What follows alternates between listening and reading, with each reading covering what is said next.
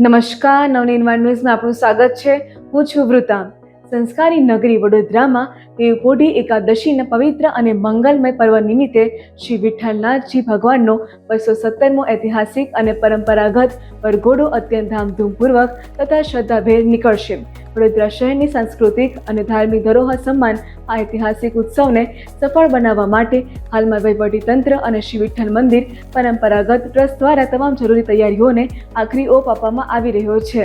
ભગવાન શ્રી વિઠ્ઠલનાથજી જે ખાસ અને વિશેષ પ્રકારના હોલ્ડિંગ પર રથ પર બિરાજમાન થઈને વડોદરાની પ્રજાજનોની કુશળતા પૂછવા માટે નગર ચર્ચા નીકળશે। તે રથની સફાઈ, રંગરોગાન તેમજ સમારકામનું કાર્ય હાલમાં ભારે ઉત્સાહ અને પૂરજોશમાં ચાલી રહ્યું છે। વડોદરાની ધર્મપ્રિય જનતા પણ આ ભવ્ય અને દિવ્ય પ્રસંગની આતુરતાપૂર્વક રાહ જોઈ રહી છે। વર્ષોથી ચાલી આવતી વડોદરાની પ્રાચીન અને પવિત્ર પરંપરા અનુસાર 25મી જુલાઈના રોજ ગાયકવાડ રાજવી પરિવારના સભ્યો દ્વારા ભગવાન વિઠ્ઠલનાથજીની વિશેષ પૂજા અર્ચના અને મંત્રોચ્ચાર સાથે આરતી કરવામાં આવ્યા બાદ જ આ ભવ્ય વરઘોડાનું પ્રસ્થાન કરવામાં આવશે। નગર ચર્ચા દરમિયાન સમગ્ર માર્ગ પર ભક્તો દ્વારા ભગવાનનું ભાવભીનું સ્વાગત કરવામાં આવશે।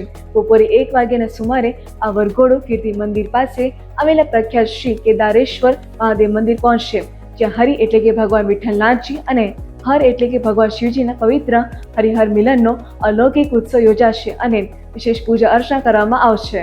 આ દિવ્ય મિલન બાદ સાંજે 5 વાગ્યે ભગવાનનો વરઘોડો નિજ મંદિર પરત ફરશે અને રાત્રે 9 વાગ્યે ભક્તિમય વાતાવરણમાં શયન આરતી યોજાશે।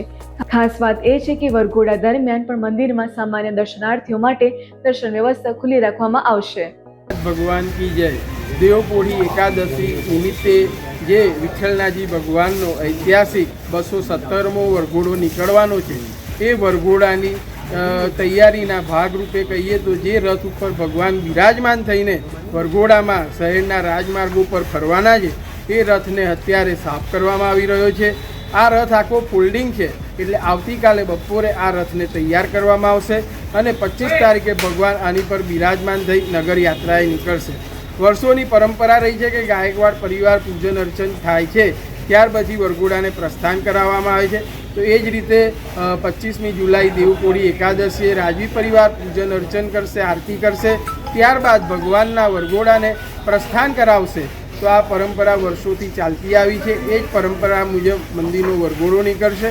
આ વરઘોડો કહીએ તો બપોરે 1 વાગે કીર્તિ મંદિરમાં આવેલા કેદારેશ્વર મહાદેવ મંદિર પહોંચશે, ત્યાં હરિહર મિલન ભેટ થશે। પૂજન અર્ચન આરતી બાદ વરઘોડો સાંજે 5 વાગે મંદિરમાં પરત આવશે અને રાત્રે 9 વાગે ભગવાનની શયનારતી થશે।